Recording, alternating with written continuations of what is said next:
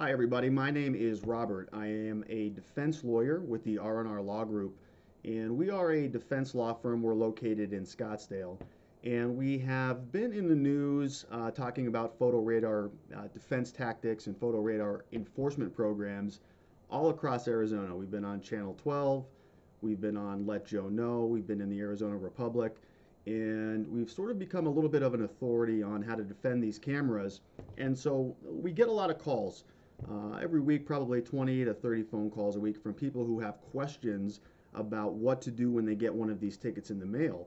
And so we're putting this video together to answer a lot of these questions and to help people combat what we believe to be let's say, an unconstitutional or a problematic way to enforce traffic violations and really to collect revenue for the cities as they exist throughout Arizona. And so today we're going to spend a little bit of time running through in great detail what to do if you get a traffic camera ticket, how to fight against it, what your rights are, and what some of your options are. And so if you have any questions, you can leave them in the comment, or you can give our office a call. But hopefully this video answers a lot of your questions. So to begin, I want to show everybody a quick map of where these cameras are. We have this on our website as well, but you can see here, this is the valley, and these photo radar cameras are all these little red pins that we've put together on each one of these jurisdictions. So you can see here in Mesa, there's a very, very high concentration of these photo radar cameras. Scottsdale also has them all throughout northern and southern Scottsdale. And then other jurisdictions like El Mirage and the city of Phoenix have permanent fixtures as well. Now they also have mobile units, mobile vans. Scottsdale even has these devices that look like water coolers, and they put those all over the place as well. So they are very, very abundant. They're all over the place. So driving anywhere, it's very easy to get nabbed with a photo enforcement violation. Now, the first thing that we need to talk about is regarding whether or not you actually have a traffic ticket. So some people get what's called a notice of violation in the mail, and it looks like this. You can see here at the top it says notice of violation. Okay, this is not an actual traffic ticket. Now, it may have your information here, it may have photographs of you or the person driving the vehicle, but this is not an actual ticket. If you take a look here, it says that you have no obligation to identify or respond to this notice. It's just basically a scary letter that they send to you, and they hope that you are going to provide information to them about who the driver is. So you can see here that, so this is from the Scottsdale Police Department, but they're actually asking you to mail it back to a Tempe address. So it's a police department, or it's a location. It's not even within the Scottsdale jurisdiction. So usually these are generated by the private companies who are contracted with the cities to maintain and operate the cameras. But if you get something at the top that says notice of violation, it's not an actual ticket. It's essentially something that you can just ignore, throw away, do whatever you want to do with it, but you do not have to respond to it. That's in the law. You can look it up on the Arizona Revised Statutes, Title 28. It's in there. All right, now, setting that aside, if you do get a violation in the mail that looks like this is from the city of Scottsdale. You can see at the top this says Arizona Traffic Ticket and Complaint. Okay, that is an actual ticket. That's how you know it's a ticket. It has to be very specific. It has to say Arizona Traffic Ticket and Complaint at the top of it. If it does, this is a ticket. You should be a little bit more concerned about it. This is what the notice of violation looks like. This is what the actual traffic ticket looks like. Garbage, got to pay attention to it. You can see when you get one of these, it's going to tell you that you are going to be summoned to appear in court on a particular date and time. It will tell you what a fine amount is. It will be signed off on by a judge. It will have a court date and a court time and a signature from a complainant, the person who actually drafted the ticket. This is something that you need to pay a little bit more attention to. Now, we're not actually saying that you need to respond to this right away, because we're going to talk about that here in a minute. But if it says Arizona Traffic Ticket and Complaint at the top of it, you got to pay a little bit more attention to it. All right? People ask us all the time, okay, so let's say you did get a traffic ticket in the mail. You did get one of these. It came to your inbox. It came to your mail. They say, well, people have told me I can just throw it out. I can just literally dump it in the garbage. I don't have to respond to it unless I get served with the ticket. For the most part, that is actually true. In Arizona, the law says that they need to physically serve you or somebody at your residence with a copy of the ticket. These types of documents just sent through the mail alone is not sufficient enough to be valid against you, meaning the court does not have any jurisdiction. They don't have any authority to make any decisions over you until somebody comes to your residence and physically hands you or somebody there of a suitable age a copy of the ticket. And so here's how that generally works. So when we're talking about, you get a citation in the mail. Scottsdale, for example, will break this process up into really 3 parts. We break it up into 90 days. So when we're taking a look at photo enforcement, we have to break down the dates, and I'm going to walk you through it very clearly so that it makes sense to you. When you get one of these documents in the mail, it's going to have a date of violation on it. Okay, so it's going to say on January 1st, 2018, you violated the law. Okay, so we're going to call that the date of the violation. We'll call it January 1, 2018. That's when the whole process starts. There's a violation. They're going to snap your photograph. They're going to put that in their system, and they're going to process it.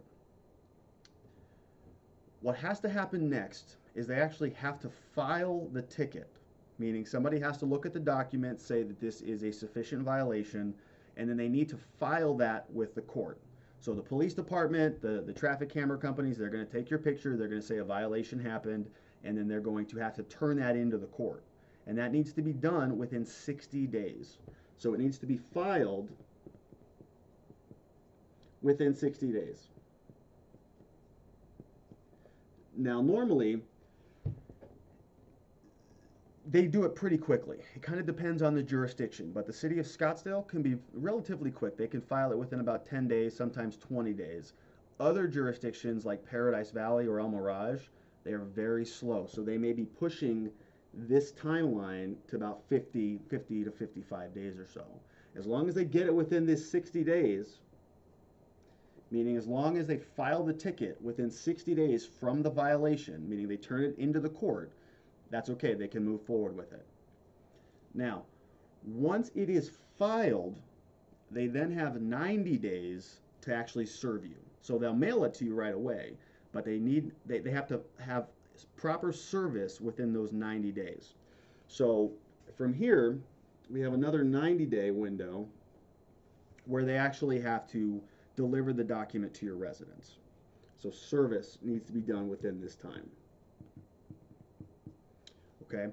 Now, some cities will serve everybody, some cities will not serve anybody, but it's important to know that you have this type of deadline. The way that the city of Scottsdale works, which is where we see a ton of these violations, is they will break this 90 days up into really 3 main parts. So you'll have a 30 days here, you'll have a second 30 days, drop my pen. Then you will have a final 30 days. And so the way that they break it down is once you get this ticket in the mail, they're going to give you about this first 30 days to respond. They're going to give you a window to say, okay, you need to respond to the ticket. They'll give you an opportunity to do that. They'll say you can either pay the fine, you can do driving school, you can do something, but they're not going to attempt to serve you within that first 30 days. They will give you a court date. So let's say it was on, we'll call it about 2/15. They'll give you a court date. Once that court date comes and passes and you have not responded to the ticket, you're going to see a line item in your case that says that in the next 30 days, they're going to put your case out for service. So this next 30 days will be actual service.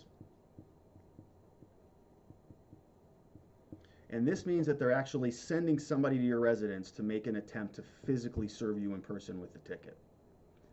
They are supposed to make several attempts at different times of the day. They need to make a reasonable attempt to serve you with the ticket. If they are not able to do that, many other cities will just give up at that point, or they may continue for this last 30 days to attempt to serve you. Cities like Mesa, cities like Phoenix, they will physically attempt to serve you. Scottsdale doesn't. Scottsdale will do what's called alternative service. And if you Google around on the internet, you've probably seen some of this information out there already.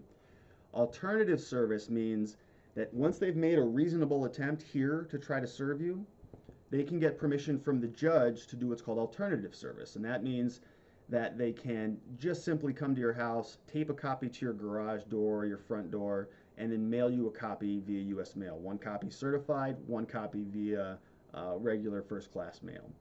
Now, Scottsdale will do that generally in this last 30 days. So they don't just set up right away and begin doing that. They will actually make a physical attempt to serve you, and then when that fails, they will spend the last 30 days doing alternative service.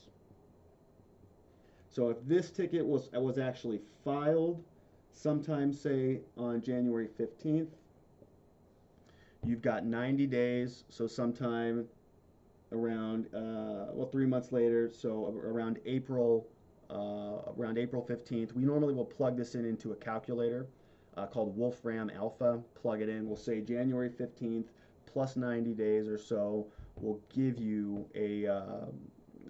the final date. And you can find all of this information when it was filed from your citation, and we'll show you that here in a minute. So this is how it works for this last 30 days. They'll try to do alternative service. It's almost always successful. The judge just basically rubber stamps it. They go to your house, they tape it to your front door. That's about it. Now you've been served with the ticket. When you get this in the mail, there should be a new court date. That court date will be on your citation, and you have to respond to it at that point. If you were following the advice of a friend or family member and they told you just throw it out, if you get it in the mail, you cannot just throw it out at this point. Okay, that means that service is valid. The court now has jurisdiction over you, and if you don't respond, they're going to enter a default judgment against you. They're going to suspend your license, and your fines are going to double. It's a big problem. So make sure you do something with it at that time. All right. So this is where you would look to see where some of those dates are. If we're looking at an actual ticket, the one that we just went over. So this is a ticket from the city of Scottsdale. You can see here that a judge signed off on it from this mailing date, the date that it was mailed. Okay, this is generally the same date that the complaint was filed because the judge signed off on this and then threw it in the mail. That means it was filed at that time, so your 90 days would start here. If you want to see whether or not it was filed in time from the date of the violation, you're going to look at your date of the violation, and then you're going to look when it was actually filed with the court. So if there's more than 60 days between this date and this date, that's a basis for a dismissal that should have never been filed. Now, if you get served within 90 days from this date, after it was filed with the court, if you're served after that, that's a violation of service. Your ticket should be dismissed at that point also. All right. So that's the service issue. That's really kind of the big starting point for all of these violations. Unless you get properly served with the ticket, that's where you want to start your defense. There are ways that you can waive that right. You can waive the entire service issue completely. And you'll see that on the actual ticket that they send you. So this is really page 3 of a ticket from the city of Scottsdale. And you're going to see here that they do give you some options. They're going to say, well, you can pay the fine. Of course, you're always entitled to do that. If you do that, you are going to get 3 points on your record. It's going to be reported to the motor vehicle department, and it's going to increase your insurance rates and start to compound towards a license suspension. So if you're watching this video, you certainly don't want to do that. The second thing that you can do is send in the declaration of non-driver. That's basically the "it's not me" defense. I wasn't driving the car, somebody else was. Okay, most of the time when people do this, they're going to get a letter back from the city of Scottsdale that says, we can't exclude you as the driver. In other words, we think that it was in fact you. Unless it's a very, very big difference, it's almost just automatic in what we've seen. People will get a letter back that says, nope, we can't exclude you. You still have to follow the obligations under this citation. Now, when you do that, when you send that ticket back or send that declaration in that you were not the driver, that waives the whole service issue. So that whole 90-day diagram that I just fleshed out, that all goes out the window. They no longer have to send somebody to your residence to serve you. They have jurisdiction, meaning if you miss the next court date that's on this ticket, they're going to suspend your license. You're going to go into default judgment again. So we generally will tell people don't send that declaration of non-driver back in unless it is a very, very clear error on their part. It's not you driving it. But it's still not a good idea. We had a client actually hire us, and his wife was driving the car, and it was a very, very big difference between uh, a male husband driver who's a registered owner and the female who was driving the vehicle, and they still issued them a ticket and still said we don't think that we can exclude you. So I don't know what happens on their back end, but generally speaking, I don't think that it's a good idea to send that in. All right, let's take a look at some of the other options. If you request a hearing here, that's going to again waive the service issue. They're going to say that the court has jurisdiction over you, and they're going to reschedule your case for a hearing, meaning you're going to go in front of a judge and explain what happened, and we'll talk about that also here in a minute. Again, don't want to do that until you have to do it. You can also send in the waiver of service. So if you do not want to get served, if you do not want to force them to send somebody to your residence, if you've got some sort of a living situation, or you've got some anxiety, you do not want people coming to your house, you can waive that option. You can basically say, I am accepting service, I am accepting the court's jurisdiction over me and my ticket, and send that back in, and then they will not attempt to serve you, but you will have to respond to the ticket at that point. You cannot ignore it because the court has authority over you at that point. The other thing that you can do is sign up for defensive driving school. Okay, that's not a bad option either. As long as you haven't taken defensive driving school in the last year, and it goes from date of violation, if you haven't taken it, that dismisses the ticket. You can sign up for a class, you can do it online. It costs roughly the same amount as the ticket, and it dismisses the citation entirely. So you won't have any points associated with that, and the whole thing will ultimately be dismissed. There are some caveats. You got to sign up for school at least 7 days before your next court date. Otherwise, you're going to need to get an extension. But it is a good option for a lot of people. People who have clean driving records, people who don't get traffic infractions often. Sign up for driving school. It's cheaper than hiring a lawyer, and it's a lot less headache than contesting it.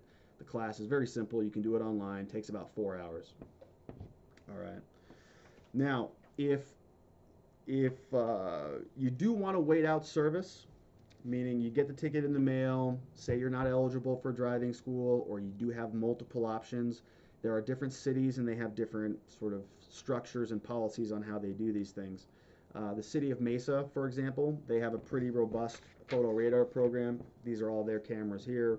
They serve almost every single person in state. A lot of times they don't even wait to give you that time to respond. So like I showed on that whiteboard, the first 30 days, a lot of the time, though, other jurisdictions will say, okay, we'll just wait, we'll give them a chance to respond. Mesa very often doesn't.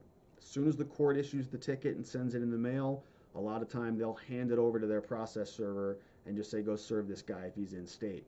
Now in Mesa, if you live out of state, a lot of the time they're not serving you. Okay, it's rare. Paradise Valley, their cameras are here, located around in this area. They have a lot of mobile types of vans and other units that they will deploy throughout the city of Paradise Valley. They are not very big servers. They will serve partially, probably about half the time, and 50-50, I would say. So you have a good shot if you get a Paradise Valley ticket of just ignoring it and never being served on it. Same if you're out of state. They almost never serve anybody out of state. So a lot of people will call us. They'll say, I was just in town visiting. I got a ticket from the city of Paradise Valley. What do I do? Yeah, you may not need to do anything on it. Okay, it's up to you on what you decide to do, but that's how Paradise Valley works. El Mirage is over here. They will serve almost everybody in state. They're pretty aggressive with it. Again, not so much for out-of-staters. Chandler down here, they also have a program. They will serve about 50-50 in-state, very rarely out-of-state. And then there are some other jurisdictions like the city of Phoenix, which are just really hit or miss. They do things a little bit differently there. And so they're serving about 50-50. Again, if you're out of state, we do not see a lot of it. The city of Scottsdale is by far the most aggressive jurisdiction when it comes to service, they will serve people out of state. They hire a local process server in your home state, and they will have them come serve you with the ticket. Similarly, they will do alternative service. They are the only jurisdiction in the state of Arizona that does alternative service. No other jurisdiction does it. Scottsdale's very aggressive with it. They make, according to the last article that we saw in the Arizona Republic, $4 to $5 million, maybe even more of that every single year off these enforcement cameras. So they make a lot of money. Of course, they want to serve people. So now we want to talk about what happens. Well, let's back up for a quick minute here. When you're looking at the city of Scottsdale, so you can Google Scottsdale City Court, type in your name, and you can take a look at your case minutes, basically other entries that go on in your case. And it looks something like this. All right, now you can see it. The camera's not focusing very well, but you can see that there are different line items. This is a screenshot from the Scottsdale website. And you can see a couple different things happening here. If you want to look up your case, this is not a waiver of service, so you can do this. It's not a problem. They're not going to presume that to be a waiver, but you can you can check on it, and you can see here that the complaint was filed on January 20th. Once it was filed, they set a court date 1 month later on 2/21. They're seeing here that the defendant failed to appear. That's that first 30-day window that I talked about. They gave this person a chance to respond. They didn't, and so they continued it. The arraignment got continued, and they set it for a new court date. At that same time, they put it out for personal service. Once they could not physically serve this individual, they put it out for alternative service. You can see here a motion was filed for alternative service, and the same day the judge granted an order for alternative service. That happened on March 31st, okay? Just over 60 days from the date it was filed. So that's in that last third portion of it that I just diagrammed out on that whiteboard. So that's the alternative service. So you can hop on Scottsdale's website if you did get a Scottsdale traffic camera ticket, and you can plug in your information, take a look at those minute entries, and you'll see where your case is at. But it generally will break down into those thirds. All right. Now, if you do get served and you're not eligible for driving school and you want to contest it, you don't want the points, and you believe that this is something that should be heard before a judge, you can certainly do that. The way that works is you schedule it for a hearing. So at the hearing, what needs to happen is the traffic camera inspector, the officer who's in place to actually move forward with the hearing will come into court. They will sit down, they will show you the evidence that they have against you. They'll have a laptop, they'll take you back and they'll say, okay, this is my evidence. They'll show you calibration records. They will show you what's called a scattergram. They'll show you a histograph, and they will tell you why they believe that your violation is warranted, why they think that they can move forward against you. At that point in time, you do have some opportunity to talk to them about it prior to ever going into court or going in front of a judge. You can speak to them and say, hey, this is why I was going this fast, or that wasn't me. Here's the other driver. Here's who it was. Talk to them, and then they can basically advise you of your options. Generally, they will tell you, if you're not eligible for driving school, you can pay it, or you can have a hearing. They almost will never dismiss it unless it's a very, very good reason to do so, meaning you very clearly were not the driver of the car. It was somebody totally different, and you've got evidence of who that person is. They just simply don't dismiss it. So if you do decide that you want to move forward on a hearing, the courtroom that you're going to go in front of will look like this. This is how it works out of Scottsdale, but most other jurisdictions are the same. The judge will be up here. The city, or the state in this case, is usually on this side of the room. And then you will be, I got my symbols mixed up. This is the state. This is the defense. Okay, this would be you. And so the way that the hearing works is they are going to plug in all of their laptop. They're going to plug everything into their monitor up on the big screen, and they're going to present their testimony to the judge. That's the first part of it. It's not very creative. They have basically a pre-written document. They just read from it. They say on or about this date, time, location, and blah, blah, blah, and they just read through it. They have all of these pre-written out for every single location throughout Arizona. It's not complicated for them to do it, and it's the same almost every time. They'll talk about schools and churches and other stuff around the surrounding area, and they'll use that as justification to make them feel better about issuing tons of these tickets. So they present their evidence. They're going to run through. They're going to present their exhibits. In those exhibits, they'll have calibration records. You're not entitled to get those, to get copies of any of that, but they'll show it to you. They may have videos. They may have other materials that they want to submit. They'll have photographs of you, and they'll have photographs of your driver's license from the motor vehicle department, or if it's an out-of-state license, they'll pull those from out of state often. Now, once they present their evidence, it's they basically submit their exhibits and they rest. At that point in time, it's up to you now. You can ask them questions about their testimony. So you can ask them about calibration records. You can ask them about margins of error. You can ask them about what other vehicles were doing in the area, if you're making a reasonable and prudent argument. This is the time to ask them questions. It's not the time for you to testify or explain what happened, but it is time for you to ask them specific questions about their testimony. Sometimes people don't have those questions. They don't want to ask them anything about calibration records or when things were installed or how they're maintained and whatnot. And so at that point in time, then it's your opportunity to tell your side of the story to the judge. Okay, that's the time for you to present your evidence.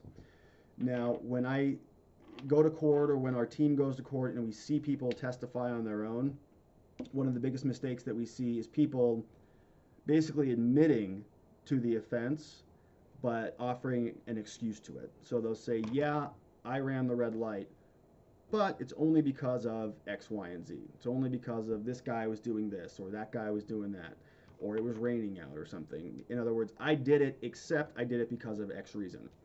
The judge will almost always take that admission as an acceptance of responsibility for it. So when they make their ruling, they'll come back and say, well, you just admitted to it, so I'm going to find you responsible. Here's your fine, next case. The better thing to do is make arguments about why your speed was reasonable, why what you did was necessary, why it wasn't a violation of any rights, any public safety reasons. Basically, the camera mechanisms are not installed to deter that behavior. Okay, if you're driving, you can talk about if the violation is a speeding violation and you want to talk about other traffic. I was going with the flow of traffic. There were no hazards. The weather was clear. There were no pedestrians. There was nothing in the roadway that would have made my speed unreasonable or unprudent. Those types of offenses. But if you say, yeah, I know that I was speeding, but I did it because I was late to work, or I did it because the other cars were doing that as well, the judge is just going to take a look at that and find you responsible for it. So that's not a good tactic. You're going to want to present your evidence. The judge will weigh all of the exhibits, and then the judge will issue a ruling. Now, each judge is different in every jurisdiction, so people will sometimes ask us, what's my percentage possibility? What's the likelihood of winning at a hearing when you go through this? It's almost impossible for us to give percentages on it. Judges are different. Every situation is different. Speeds are different. Driving records are different. So it's tough to give an estimate on it, but you can definitely make a pitch if you would like to do so. Now, if you go to a hearing, it's very unlikely that the judge is going to penalize you for a hearing. So some people will say, well, I don't want it to get worse, so I'll just pay the fine at the beginning. You can certainly do that if you don't want to go through this trouble. But the judge really is going to impose the same fine whether you go through this or you don't, and you always have a chance of winning here versus just paying the fine when you definitely are accepting responsibility. You're going to get points on your license, your insurance rates are going to go up, and all that stuff. So we tell people, if you believe you have something to say, go ahead and contest it. Go into court, make your case, and you never know how the judge is going to rule. All right. The only downside to going this far is that when you force them to serve you, they may charge you a service of process fee. Sometimes it's about $40 to $60. Generally, it's on your citation. It'll say, if you choose not to respond to this, you may be formally served. You can definitely avoid that by paying the ticket or by waiving service, but we think it's generally well worth it to force them to do their job, force them to get jurisdiction over you by making them serve you. If you have to pay the $40 to go through with this hearing and contest it a little bit, it's up to you as to whether or not you decide to do that. But that's how it works. So if you go to a hearing and lose, the judge will impose the fine on you, but they will also add the service of process fee on there also. All right. So really, that's kind of the nuts and bolts of how the photo radar process works in Arizona. We've covered all the different courts. We've covered how the 90-day service deadline works. This is something that we deal with very, very regularly all over Arizona. We get a ton of phone calls every single week about it. And so we're hoping this video can maybe save you some trouble, save you some points, save you a license suspension. And if you do need to speak with us, you're always free to call. Sometimes we have to schedule them a little bit out, a little bit further down the road, but we're always happy to talk to people and help them through that. If you're eligible for driving school, we recommend that you do that. Okay, it's something that is going to be cheaper than hiring a lawyer. It guarantees a dismissal. Once you complete the class, the points go away, everything gets deleted off your record. It's done. Okay, hiring a lawyer, it is, we win a lot of cases, but we can lose cases too. It's not a guarantee like you might see in some other states. Okay, a couple of important points. If you are a commercial driver, you have a CDL license, you're not eligible to take defensive driving school. You cannot do it. Because you have a commercial license, it's generally a very good idea to talk to us about what we can do to protect your license. If you lose that, you might lose your job, you might lose your livelihood. Similarly, if you have multiple violations, meaning you get served with a bunch of these things in the mail, we've had clients who've had 9 of these, 10 of these, 12 of these served at the exact same time. Somebody comes to their house, they open the door, and they serve them with the entire stack of paperwork. If that happens, you can only take driving school on one of those, and you may be facing a license suspension for a long period of time based on multiple violations. Also a good time to give us a call, okay? If you're not eligible for driving school and you want to contest it on your own, I hope this video was able to give you some guidance on how that all works. But if you do have questions, give us a call. Again, my name is Robert. I'm with the R&R Law Group.